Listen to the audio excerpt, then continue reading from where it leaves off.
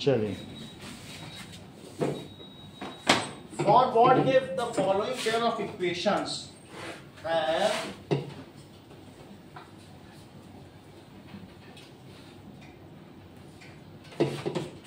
many solutions। तो दिया गया है कि kx plus 3y minus k minus 3 Ayush करके दिखाइए, that is equal to 0। 12x plus ky और minus k is equal to 0। के की क्या वैल्यू रखें कि इनके इनफाइनाइटली मैनी सॉल्यूशंस आ जाए। ये सब इंपॉर्टेंट क्वेश्चंस हैं, अभी भी पूछे जा रहे हैं। तो इनफाइनाइटली मैनी सॉल्यूशंस का केस हम लोग जस्मिता से पूछेंगे, उसी से ये सॉल्व होता है। हाँ जस्मिता,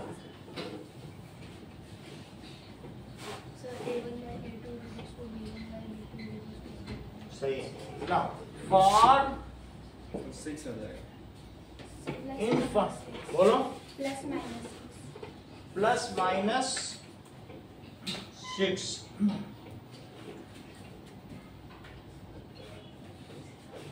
ठीक है,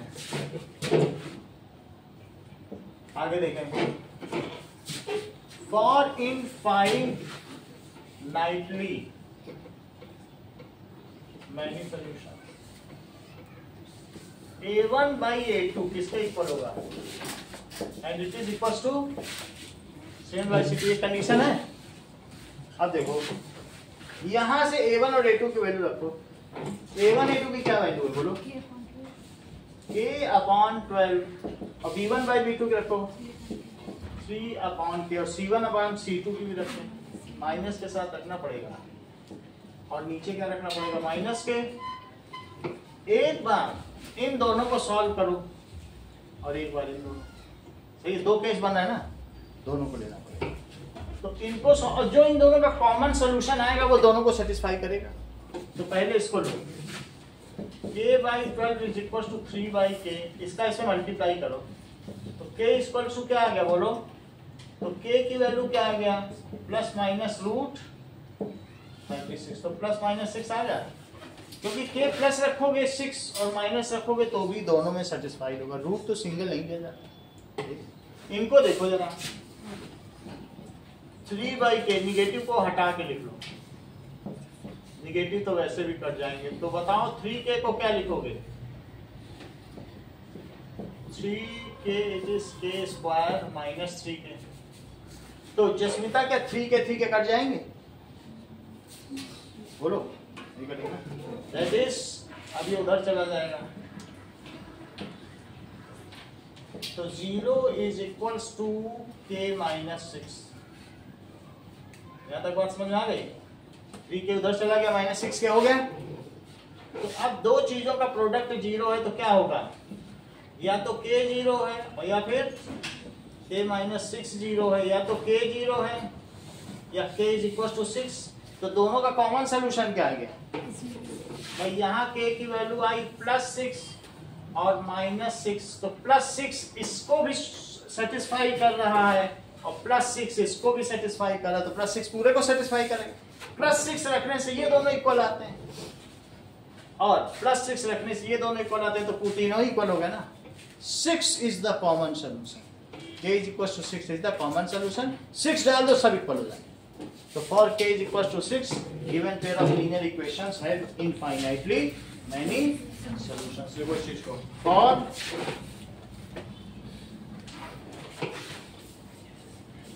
given pair of linear equations है।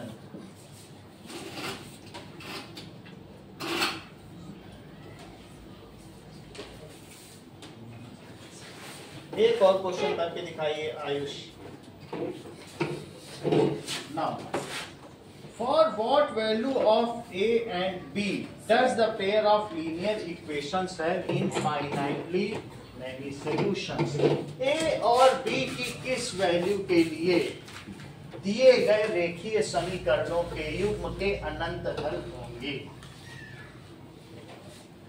Now, for what A and B gives the pair of linear equation has infinitely many solutions.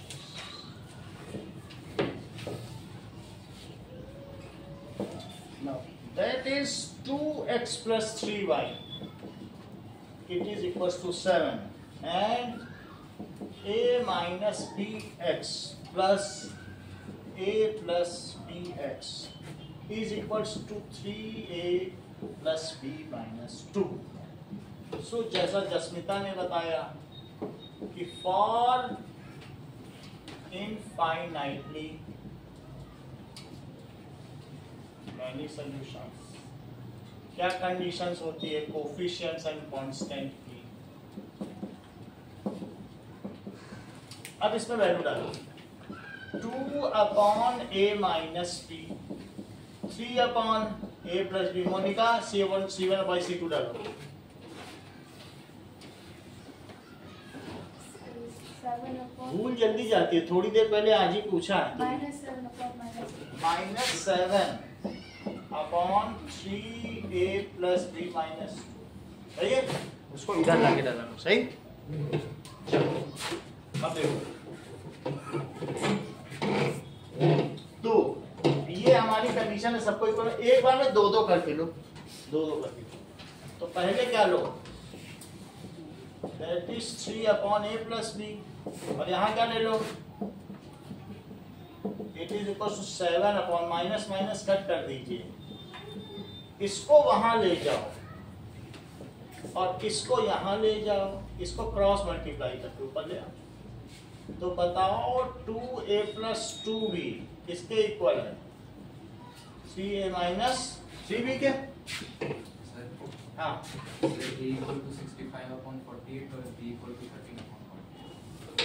65 upon 48। चलो ठीक है, ये आयुष में बता रहा है। अब आगे देखो, कितनी बात हो गई। अब इसको सबको इधर ले लो, 3a minus 2a minus 3b minus 2b, तो कितना आ गया, 0 आ गया। तो बताओ a माइनस 5b कितना आ गया। पहली क्वेश्चन बन गई, कुछ नहीं किया, इन्हीं दोनों को ले लिया।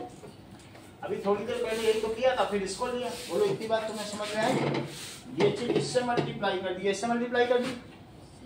हाँ बोलो। a equals to 60 upon 13, b equals to 12 upon 13। 60 upon 13 और 12 अपॉन 13, ये आगे की। चलो अब आगे बढ़े।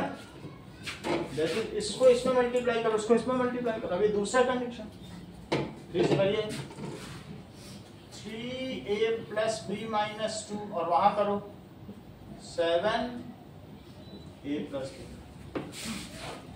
अब आगे की बात देखो, 3a प्लस b माइनस 2। सवाल तो सही लिखा, फिर ये लोग गलत क्यों कर रहा है। दैट इज सब कुछ तो सही लिखा। चलो a minus b a plus b।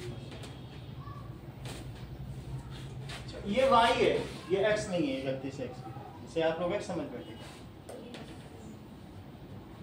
y होता है y, ठीक है। अब चलो y तो आप y समझोगे ना। सर A की वैल्यू 5 है, B की वैल्यू a की 5, b की। B की 1। चलो इतनी बात हो गई, आगे देखें। That is 9a plus 3b minus 6, it is 7a plus 7b। अब एक तरफ ले लो, 9a minus 7a plus 3b minus 7b is equal to 6। ये समझ में आ गया। देखो मैं दोनों इधर ले लिया हूं और 6 उधर ले लिया हूं, तो इससे क्या हो गया बोलो, 2a माइनस 4b कितना आ गया बोलो, 6 आ गया।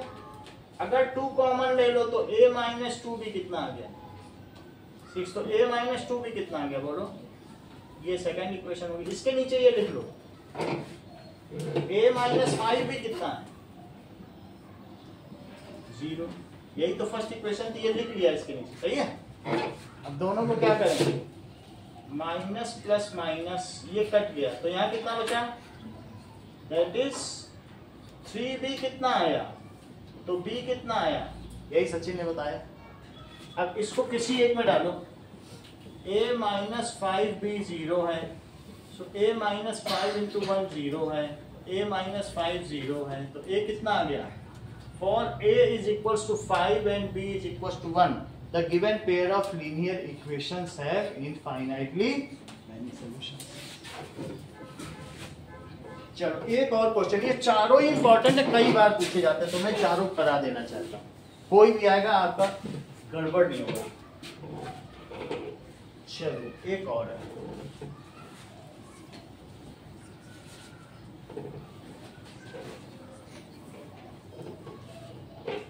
that is for what k the following pair of linear equations has no solutions। तो आयुष इसे हल करके दिखाई। For what k the following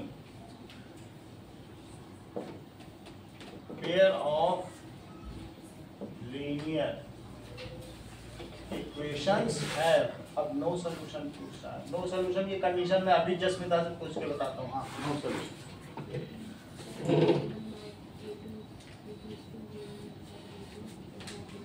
सही है। अब देखो दो इक्वेशन दी हैं, 3x plus y is equal to 1 और 2k माइनस 1x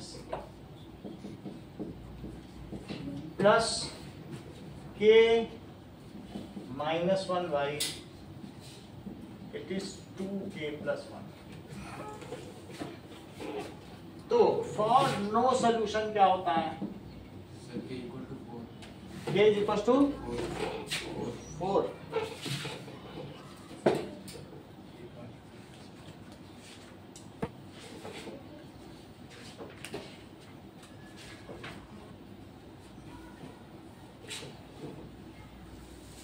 ठीक है ना,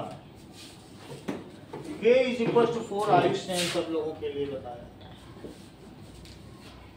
अब आगे देखो, फॉर नो सोल्यूशन क्या होगा, that is Sir, k equals to 2. k is equal to 2। अब आगे देखें, a1 by a2 is equal to b1 by b2, so it is not equal to c1 by c2, that is 3 upon 2k minus 1, that is equal to 1 upon k minus 1। हाँ Monika, minus 2 upon minus 2k plus 2k plus 1। सही, उसको bracket में लिख दिया, हटाना तो है ही। Sir हाँ सर आपने बोला था कि इसकी जो वैल्यू होती है, जो नई वैल्यू होती है, दोनों को साथ में बोलना होता है। तो सर आपने बोला था कि जो इसकी वैल्यू होती है और जो नहीं होती वैल्यू दोनों होना चाहिए साथ में, तो फिर k की वैल्यू 0 नहीं होगी और k की वैल्यू 2 होगी। अभी देख, अगर k की वैल्यू 2 है तो 0 अपने आप ही नहीं है। बट सर आपने बोला तुम था अगर जो अमीर हो तो तुम गरीब अपने आप ही नहीं हो। बट सर जो नहीं होता है और जो होता है वो साथ में अगर बोलना k होता 2 है तो क्या वो 0 अपने आप ही नहीं, k को 0 नहीं होना चाहिए और k को 2 होना चाहिए, तो वास्तव में k को क्या होना चाहिए, बट सर वो होता है साथ में। ऐसे नहीं, उन दोनों को एक साथ करोगी। If it is 2 then it already satisfies the condition that it is not 0।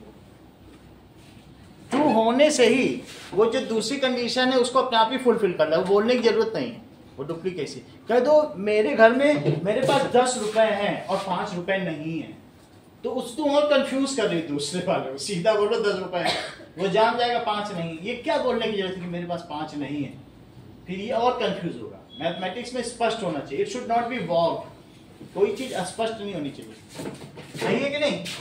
अब देखो इसको सॉल्व करो,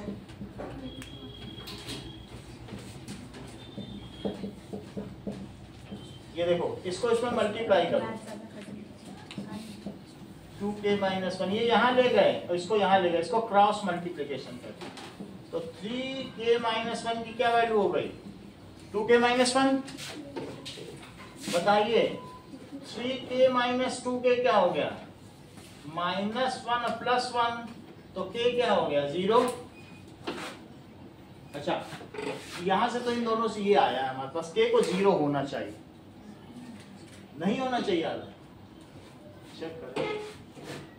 अरे हमारे में तो यही आ रहा है 0 होना चाहिए, और ये क्या गड़बड़ किया सॉरी, कुछ गड़बड़ी की है क्या? सर 3k माइनस 3 होगा। 3k माइनस 3, तो फिर क्या हो जाएगा? 3k minus 2k, it is minus 1 plus 3, तो k क्या हो जाएगा? ये बात सही कह रही है 2, ज्योत्सना ने बहुत अच्छी बात की। अब आगे देखें, इसको करो 1 अपॉन k माइनस 1, ये क्या है? यहाँ नॉट लगाओ 2k प्लस 1, यहाँ तक की बात सही है। इसको यहाँ मल्टीप्लाई, अभी वो तुम्हें समझ में आ गया ना इनइक्वालिटी में, इनइक्वालिटी भी इक्वालिटी की तरह चलती है, कुछ उसमें फर्क नहीं। तो अगर इसको वहां ले लो, इसको वहां, तो 2k plus 1 it is not equal to k minus 1। इसको यहाँ लो तो 2k माइनस k, वहां क्या चला जाएगा?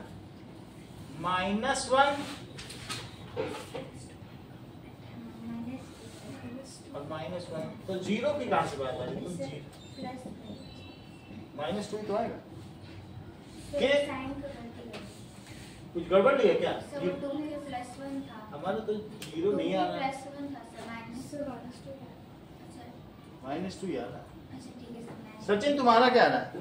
तुम तो फेमस हो, वर्ल्ड फेमस हो, बता दे। और ये माइनस 2 भी आया होगा कि क्या नहीं होनी चाहिए, सही है। So, इसका मतलब क्या है? If k is equals to 2, then it is already satisfying this condition. For k is equals to 2, the pair of, क्योंकि 2 रख दोगे तो वो कह रहा माइनस 2 नहीं होनी चाहिए, तो 2 हो गया है, तो क्या लिखें? हाँ? k equals to minus 2 ये प्रूव करें। क्या? Not equal to 2.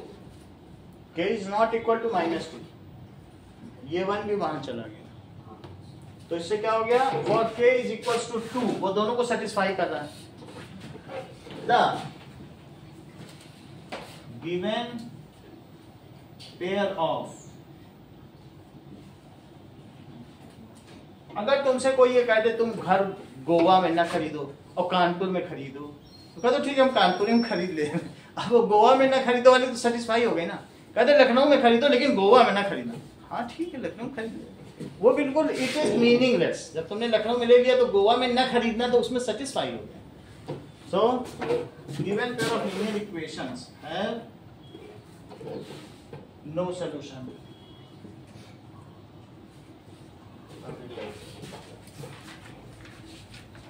आगे की बात देखो, इसमें के 2 सवाल और हैं जो बहुत इंपॉर्टेंट है, वो भी कराने स्टैंडर्ड्स के बच्चों के लिए। देखो चलो बता भी सकते हो किसी को आंसर होगा।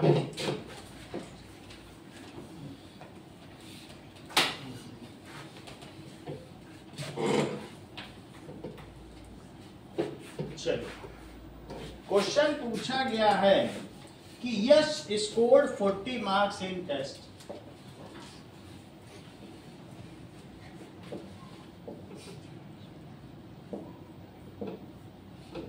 नंबर मिल गए।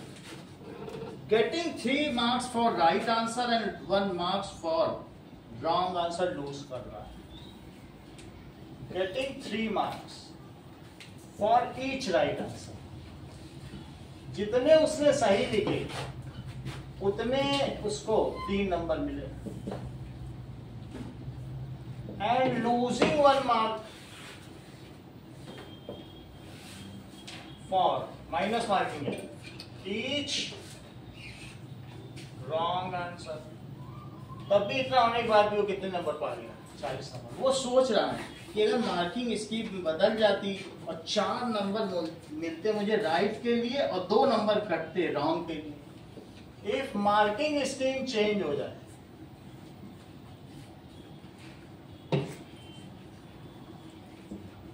As for each right answer he gets 4 marks and lose 2 marks for each wrong answer। तो क्या होता? तब वो कितने नंबर पा जाए? He might have got 50 marks, might have got 50 marks उसने कितने, how many questions were there in test?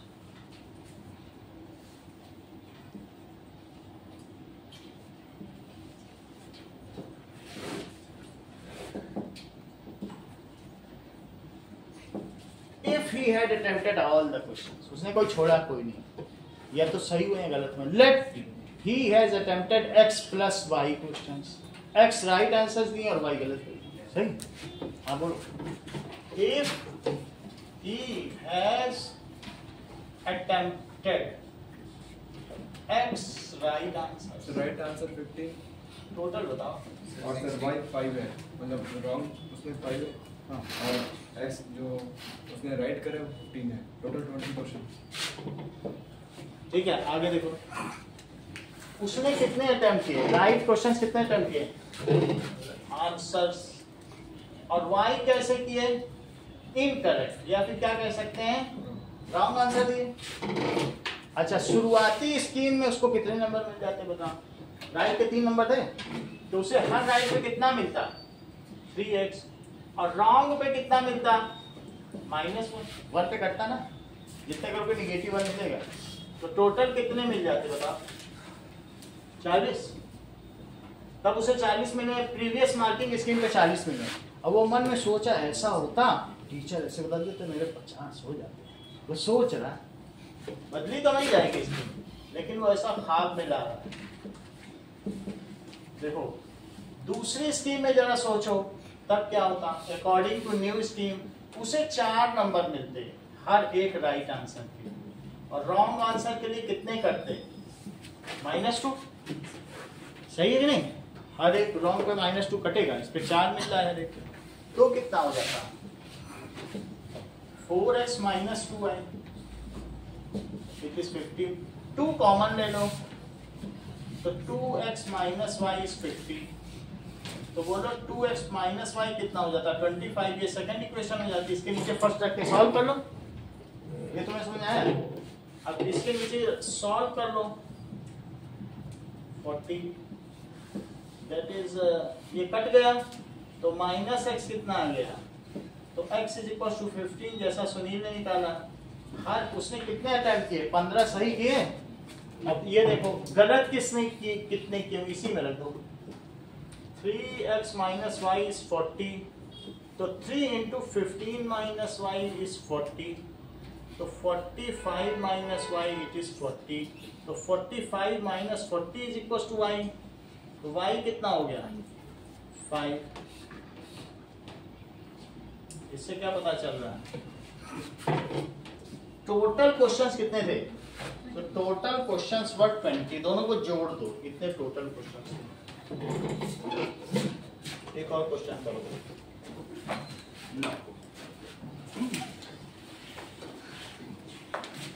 ये भी इंपॉर्टेंट है, जो भी कराने जा रहे हैं.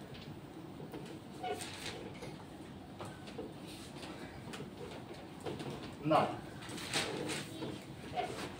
area of a rectangle get reduced by 9 square meter.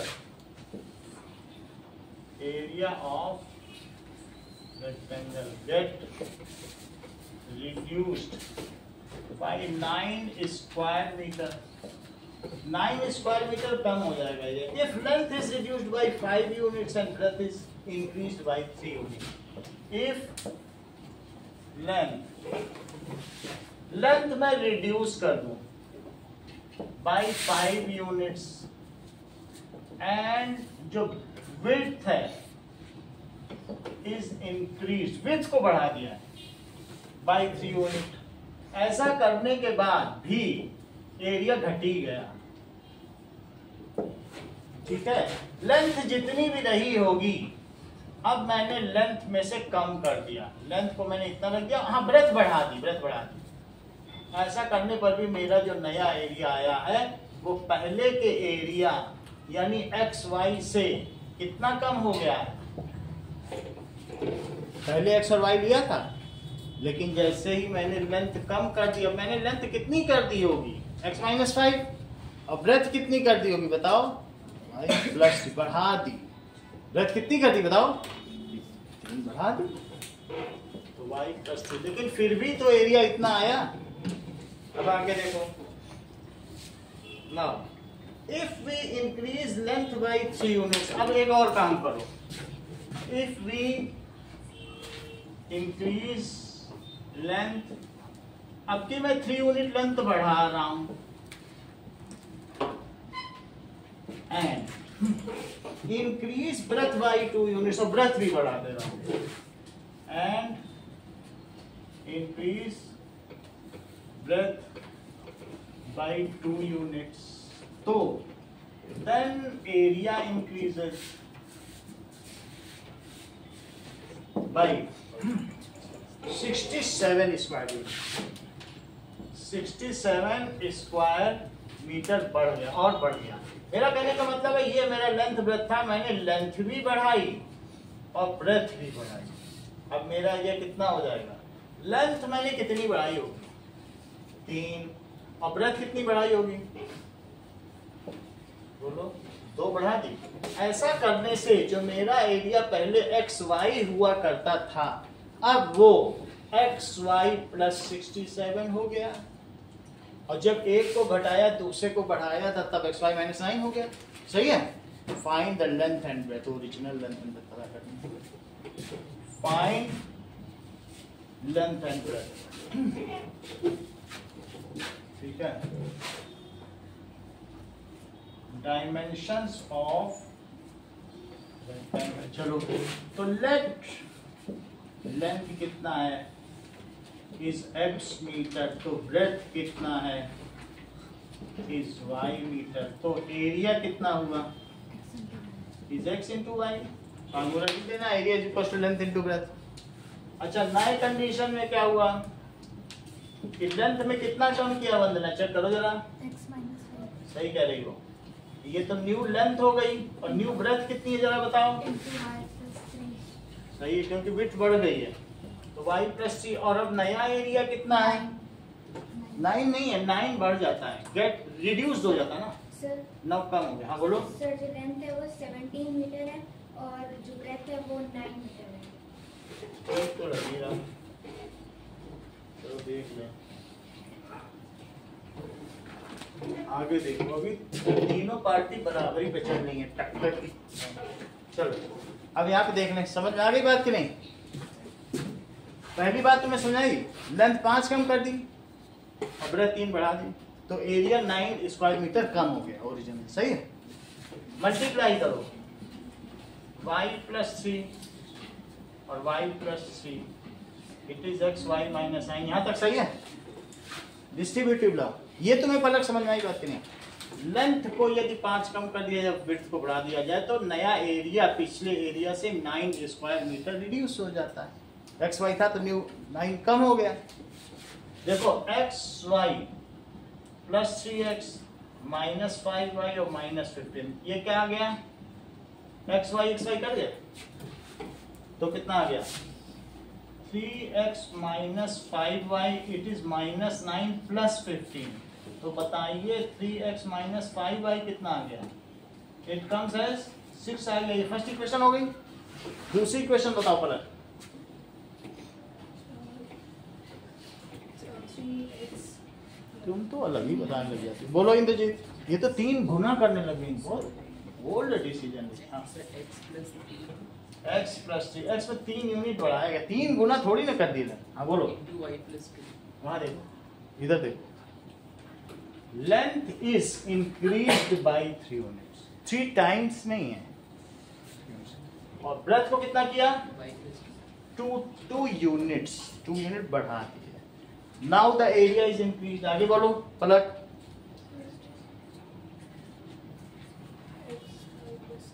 सही है। एक्स वाई पे, तो हमारा एरिया कितना बढ़ गया x से। अब y प्लस 2 में मल्टीप्लाई करो, और 3 से भी किस में मल्टीप्लाई करो, तो बोलो x y plus 2x plus 3y plus 6, ये कितना हो जाएगा एक्स वाई कट गया। तो ये मुझे बताओ कि 2x प्लस 3y कितना हो गया। सही है।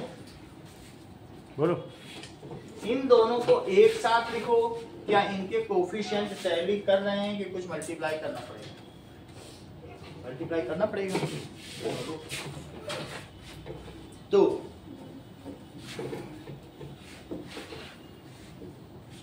दैट इज,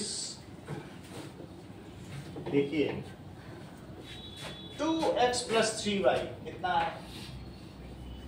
इट इज 61 और दूसरा क्या है? 3x minus 5 it is equals to 6। तो पहले वाली इक्वेशन में आप 3 से मल्टीप्लाई कर लें और इसमें 2 से करो। 6x plus 9y it is 183, 2 से करो तो कितना आएगा? अब माइनस प्लस माइनस ये कर, तो यहाँ कितना आया और यहाँ कितना आ गया? 171। तो y कितना आ गया? 9 आ गया। 19 9 या 171 किसी एक में डाल दो। 2x plus 3y it is 61। तो 2x plus 3 into 9 it is 61।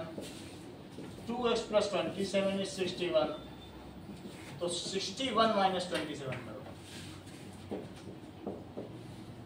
34। तो 2x की वैल्यू यदि 34 है तो x कितना हो गया? Original length is 17 units and original width is 9 units. सही है। एक सवाल दे दिया, आप भी कर रहे हैं। दैट इज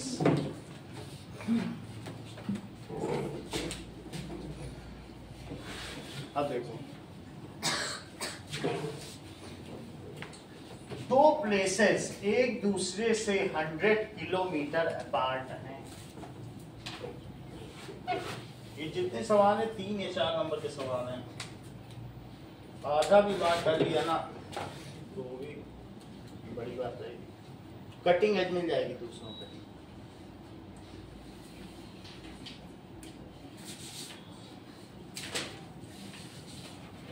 अगर सही सही करके आओगे तो निष्ठा की हंसी से बच जाओगे।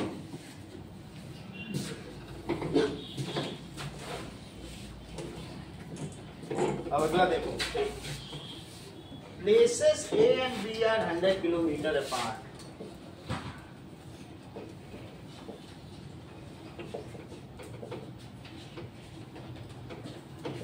किलोमीटर की दूरी पर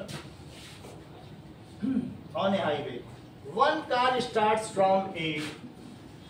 One car starts from A, and other car starts from B. Towards each other, opposite चलती है. At same time, in opposite direction. At same time, in opposite direction का मतलब है towards each other.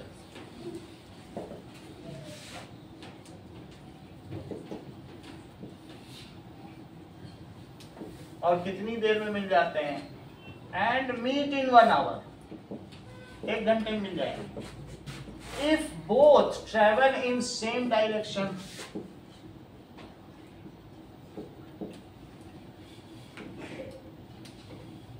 Then A catches B in 5 hours. A B को कितने घंटे में पकड़े? Then A catches B in 5 hours, 5 घंटे पकड़ लेगा। Find speed of both, दोनों की स्पीड बताओ। फिर से समझिए, ये A है, ये एक दो प्लेस है और कितनी दूरी है इनके बीच? 100 किलोमीटर। यहाँ A कार A कार है और ये क्या है? दोनों एक दूसरे की तरफ चली। एक की स्पीड ज्यादा है, एक की स्पीड कैसी है? कोई आया है क्या? हाँ?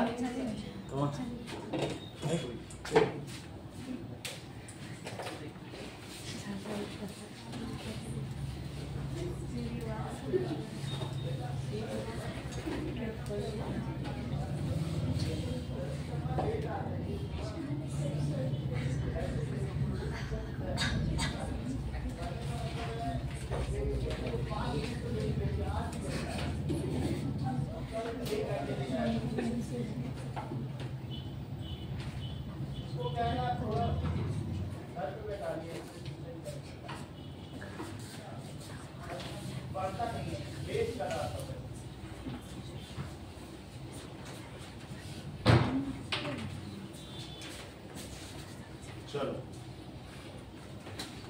यहाँ तक की बात समझ आ गई। अब तुमको मैं और आराम दिलाऊंगा प्रतिदिन, कंफर्ट जोन में रहोगे। यहाँ तक की बात हुआ कि नहीं?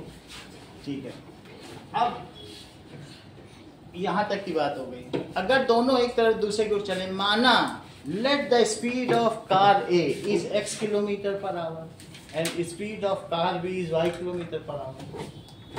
लेट ये A कार और ये कौन सी है? Let speed of car A कितनी है बोलो, और B की भी बताओ, y किलोमीटर पर आवर। अगर 1 घंटे में कितना चलेगा बताओ? A तेज चलता है, स्पीड जो x की है वो y से तेज है, तो क्या ये ज्यादा चलेगा? ये पुलिस की गाड़ी है, ये चोर की गाड़ी, तो ये बहुत चलेगा। ये इतना चला और ये धीमे धीमे चल रही थी, तो क्या यहाँ मिल जाएंगे? मिल जाएंगे। 1 घंटे में कितना चलेगा बोलो? डिस्टेंस का फार्मूला बताओ। Speed into time. स्पीड का क्या फार्मूला होता है? Distance upon time. तो डिस्टेंस का क्या फार्मूला हुआ?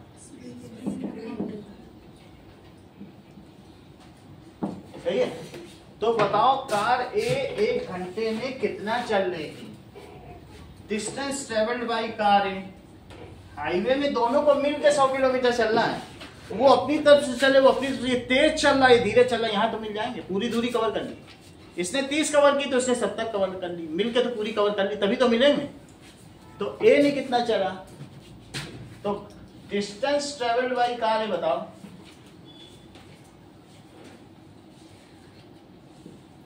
इट इज, यहां से ध्यान दो, डिस्टेंस क्या होती है? Speed into in 1 hour. Speed कितनी है? x किलोमीटर पर आवर, और टाइम कितना है? आवर से आवर कट गया, तो कितनी डिस्टेंस इसने चली होगी बोलो? x kilometre. और डिस्टेंस ट्रेवल्ड बाय कार भी बताओ जरा। ओके, बाई कार भी 1 घंटे में कितना चला होगा? फार्मूला क्या लगाओगे? डिस्टेंस का क्या फार्मूला होता है बोलो? स्पीड, उसकी स्पीड कितनी है? चलो, तो y kilometre per our, unit आपको आपकी सही जगह पहुंचा देगी। और घंटा कितना? 1 आवर। आवर से आवर कटा, तो ये y किलोमीटर ही चलेगा। 1 घंटे में तो स्पीड के बराबर ही चला जाता है। तो बोलो x plus y total distance किसके इक्वल है? 100 के ऊपर हुई, क्योंकि दोनों मिलके ही तो 100 चले। सो x प्लस y कितना हो गया? ये फर्स्ट इक्वेशन हो गई। अब मान लो A ने पीछा करना शुरू करा B का। B शहर के बाहर भागना चाहता है और A कहता है भागने नहीं देंगे, तो वो पीछा कर रहा है। ये देखो ऐसा, ये दोनों के बीच की डिस्टेंस है। A ने इसका पीछा करना शुरू किया और B भी भागने में लगा हुआ है।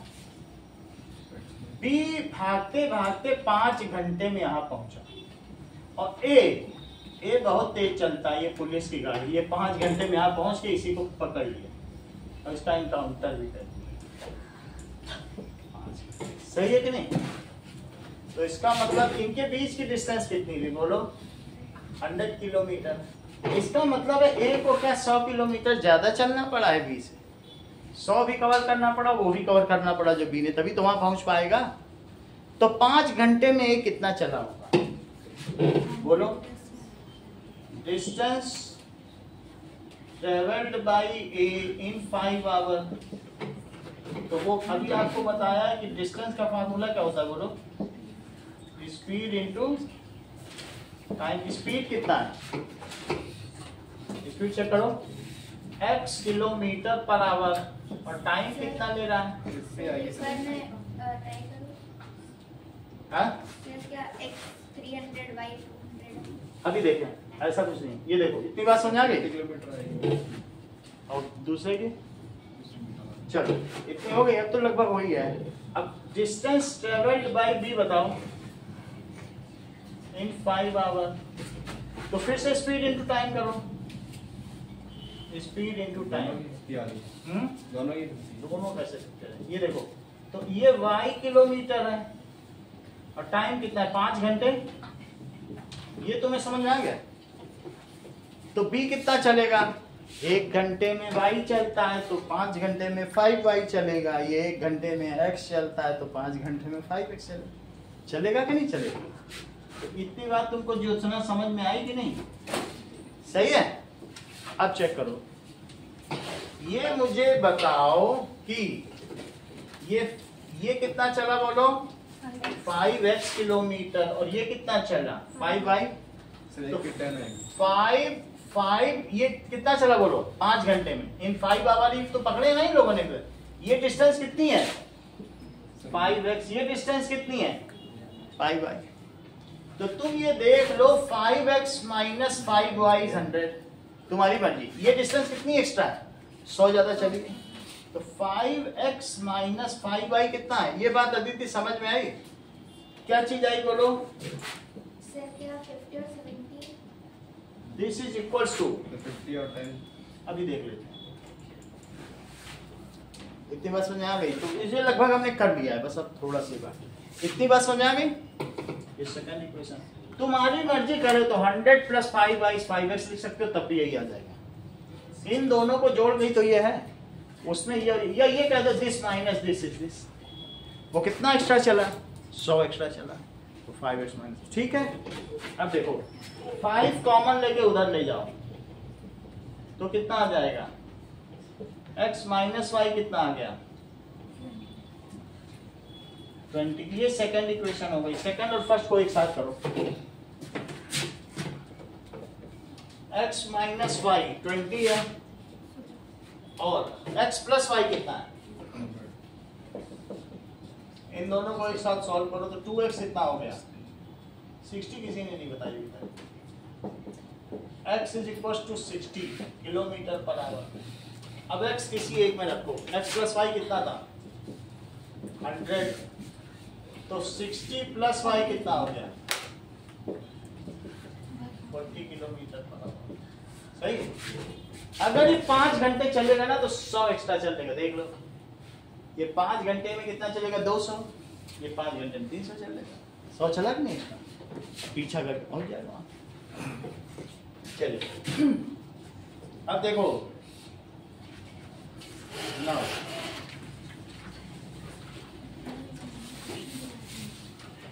एक क्वेश्चन देखिए कि सर दूसरी इक्वेशन कैसे बनती है? दूसरी ये बताओ, अगर इसकी speed x kilometre per our है तो 5 घंटे में कितना चलेगा 5x। इसकी y है तो 5 घंटे में 5y, तो 5x माइनस 5y, इसमें से 5y जरा कम करो, 5x में से 5y घटा दो तो 100 बचे। या उल्टा कह सकते हो, ये तुम इतना चले हो, दिस लेंथ क्या है बोलो, 100 कुछ अपने मन से मान लो, दिस इज AB, तो AB माइनस CB, ये टोटल कितनी है 5x, तो AB माइनस CB का CA है यस बोलो, यस सर। तो AB 5x है, CB 5y है, B 100। AB में से CB हटा दो तो C, सही। अब देखो now Ritu can row down stream. Ritu का एक सवाल है मैम, रितु का एक सवाल जरूर देती हैं। रितु कैन सो रो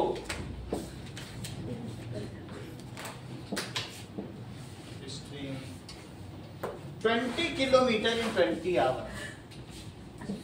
वो जो स्ट्रीम वाला था वो वाला तो सिलेबस से कट गया। कौन सा, जो स्ट्रीम होता है डाउन स्ट्रीम और अप स्ट्रीम वाला। खत्म। सर हमारे मैम ने करवाया था क्लास में, बोलते एग्जाम में आ सकता है। ये आता है हर दूसरे साल आता है, ये बिल्कुल ऐसा कुछ नहीं है, डॉज करती है ना। मैं तो हर दूसरे साल देख रहा हूँ, कोई मानता नहीं है, टीचर भी नहीं मान रहे और बोर्ड भी नहीं मान रहे, वहां भी दे रहे हैं।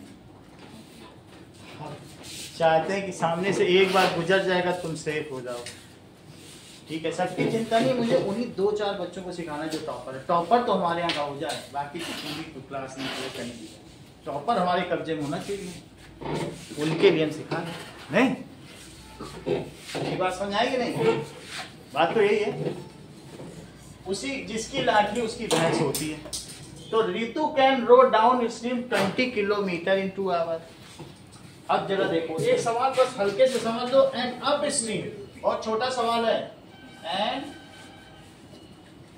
Up stream 4 kilometre in 2 hours.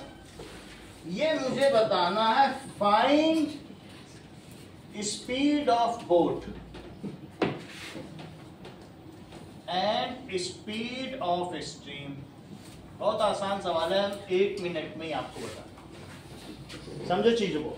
अगर पानी शांत है पलक, और ये ऋतु है, ऋतु अगर मान लीजिए चलाती है नाव, तो शांत जल में इसकी स्पीड क्या है? Let speed of Ritu in still water is 6 kilometre per our. शांत जल में इतना चला। सर, हाँ सर, बोट की स्पीड 6 किलोमीटर पर आवर और स्ट्रीम की स्पीड 4 किलोमीटर। बोट की स्पीड 6 किलोमीटर और स्ट्रीम की स्पीड स्ट्रीम की 4 है। yes, sir, 3.6।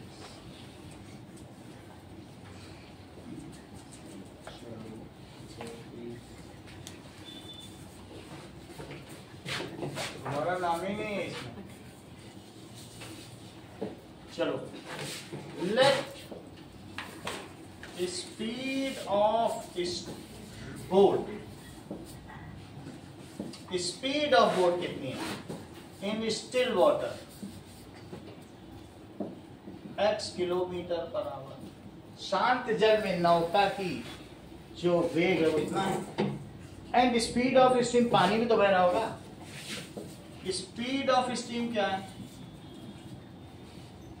इस y किलोमीटर पर आवर। मान लो ये पानी बह रहा है, और बोलो ये खुद किस स्पीड से चल रही है? ये x से चल रही है, y से चल रहा है पानी, तो बोलो नाव किस स्पीड से चलेगी?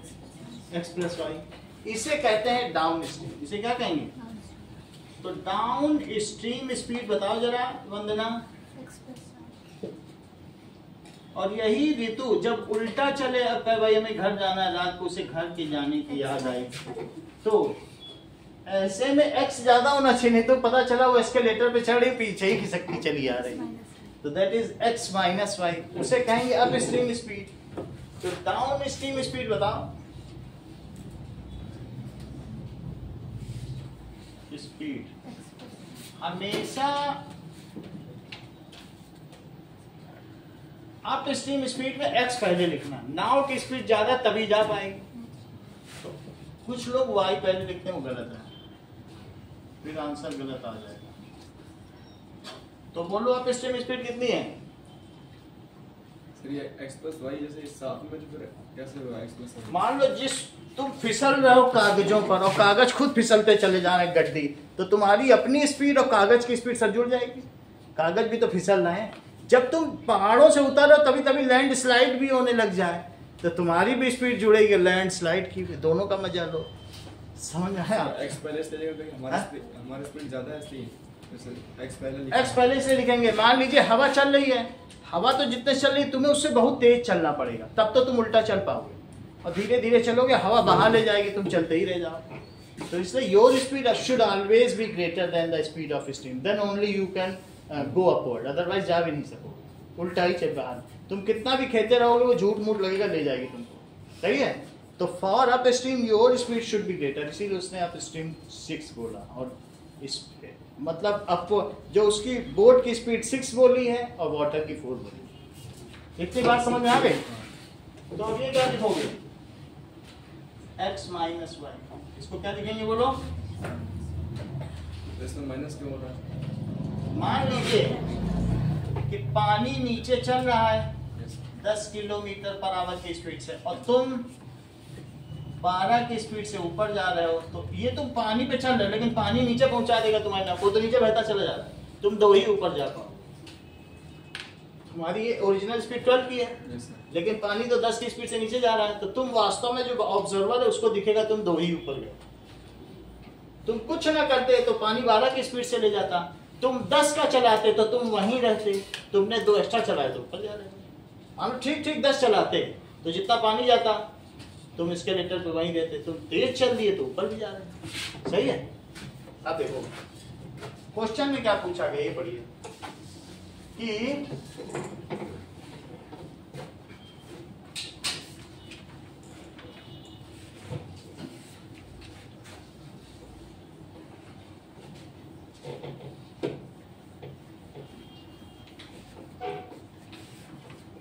ना जैसा क्वेश्चन कह रहा है वैसा पढ़ो वैसा लिखो। Question says down stream 20 kilometre two hour में करती है, तो बोलो स्पीड का क्या फार्मूला होता है? Upon time. तो डाउन स्ट्रीम की बात करो, डाउन स्ट्रीम स्पीड क्या है और डिस्टेंस कितनी है और टाइम कितना? 2।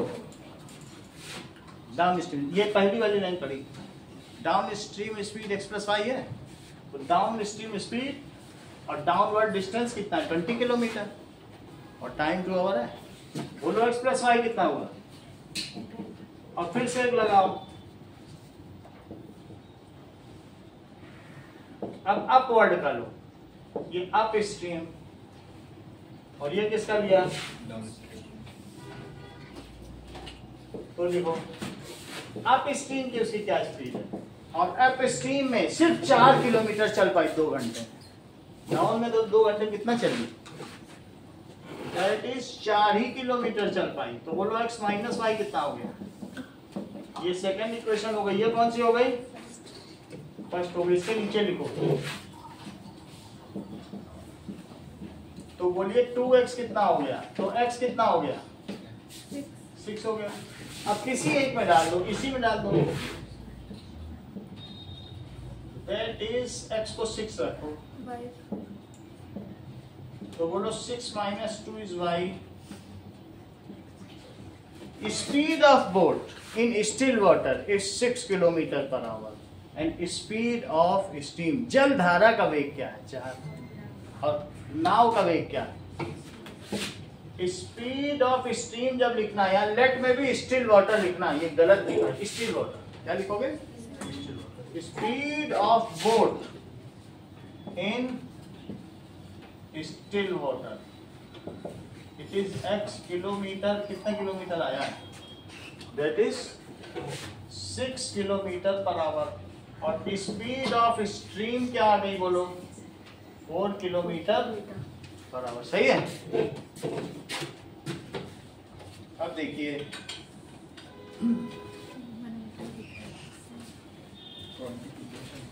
ये 2 क्वेश्चन और कराएंगे। एक पोल वाला क्वेश्चन करा दें आपको, एग्जांपल 7 देखो, तो बहुत इंपॉर्टेंट है किसका? अगले चैप्टर का। और एक एग्जांपल 2 कराना।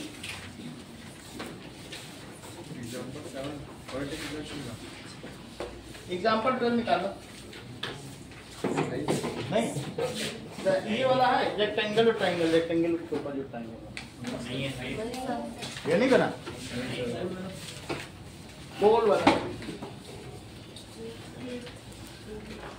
कि मान लीजिए ए पोल हैज टू बी इरेक्टेड। कौन सा एग्जांपल है वो? एग्जांपल 8 देखो, कह रहा है कि ए पोल इज इरेक्टेड, ऐसी जगह पोल इरेक्ट करो जबकि ये 2 गेट यहाँ डायमेट्रिक अपोजिट। और ये कितने पे है? बोलो 13 मीटर पर है। पार्क में, सर्कुलर पार्क है, कितने मीटर का है? 13। कहाँ पोल लगाएं कि एक गेट से इसकी दूरी और दूसरे गेट से इसकी दूरी का डिफरेंस 7 कितने का हो? सही है। तो माना मैंने पोल को P पे लगा दिया और गेट A एंड B है, तो इसकी डिस्टेंस मान लो, अगर इसकी डिस्टेंस तुम x लोगे तो इसको x - 7 ले लो, 7 कम होना है डिफरेंस। तुम्हें ऐसा नहीं लगता हो तो थोड़ी देर के लिए तुम x y ले लो, ऐसा भी ले सकते हो। फिर तुरंत फिर 1 वेरिएबल में स्विच ओवर कर जाना तुरंत ही। माना एक से डिस्टेंस क्या है? लेट ए बी क्या है? बोलो यहाँ पे हमने पोल लगा दिया, इस पे झंडा गाड़ दिया, ये है झंडा। बोलो ए बी कितना है? ए पी एक्स है। और बोलो बी पी कितना है? वाई। x - y। इसका देखो ये 7 तुम्हें समझ में आएगा? इसका और इसका डिफरेंस 7 है, ये मैंने कर दिया। इतनी बात समझ आ गई? अब देखो, तो तुम अब x minus y is equal to 7 तुमने कहा, यहां से बोलो y कितना आ गया। y को ज्यादा देर के लिए रखा है, अब हटा देंगे क्योंकि चैप्टर लीनियर का है ही नहीं, 2 वेरिएबल का चैप्टर ही नहीं, तो हम रख नहीं सकते ना ज्यादा देर। तो यहाँ से y कितना आया बोलो? सर इसको डायरेक्टली भी कर सकते हैं, जो सोचना चाहे तो कर ले। अगर एक x है तो दूसरा उससे 7 कम नहीं होगा, ऐसा कर सकते हैं। या एक को x प्लस 7 लिख लो, दो तरीके से कर सकते हो। x प्लस 7 तुम्हें ऐसी क्या सरल लगा, तब भी ये 7 ज्यादा, ये कराएंगे, कौन सा ज्यादा ठीक लगा? सही है, दोनों ठीक है, तो दो अलग अलग है। अब ये x है, ये x माइनस 7, और इस पे पाइथागोरस लगा लो आंसर पर। पाइथागोरस जानते हो कि that is angle in semi circle is always 90 degree. तो लिखो, ये लिखना पड़ेगा, इसके नंबर होते हैं। एंगल APB कितना है? 90 डिग्री। इसे क्या लिखोगे? Angle in semi circle. तो बताइए, using Pythagoras theorem, AP square plus BP square is AB square, तो x square x minus 7 square is 13 square, तो x square minus 14x plus 49 it is 169 है। तो बोलो 2x माइनस 14x, और ये चीज कहाँ जाएगी, इसको भी यहाँ ले आओ, प्लस 49 और माइनस 169 इज 0। तो 2x स्क्वायर माइनस 14x और माइनस 120 0, 2 कॉमन ले लो, x square minus 7x minus 60 is equal to 0। 60 को ऐसा तोड़ो कि 7 आ जाए, कैसे तोड़ो? हो सकता है क्या? 12 and 5 है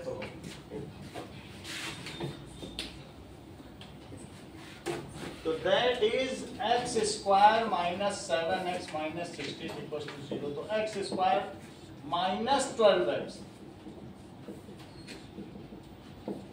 that means x minus 12, तो x plus 5। अब देखो, या तो x plus 5 0 है, या x minus 12 0 है। x माइनस 5 जो हो नहीं सकता, क्योंकि कभी भी लेंथ निगेटिव नहीं हो सकती, ये x 12 हो सकता है। तो AP क्या हो गया? 12 मीटर। तो BP क्या हो गया? 12 माइनस 7 दैट इज 5 मीटर। सही है। एक दो सवाल और करें नाउ। सर 3.2 का करना, हाँ वही करा, 4 XC चलो।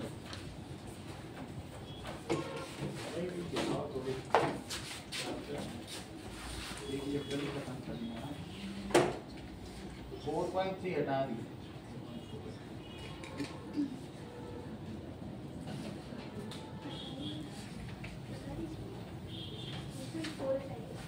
हाँ 4.4 बहुत अच्छी एक्सप्रेशन की पूरी हटाएगी। इतना ही रखो, बाकी अपने आप करो।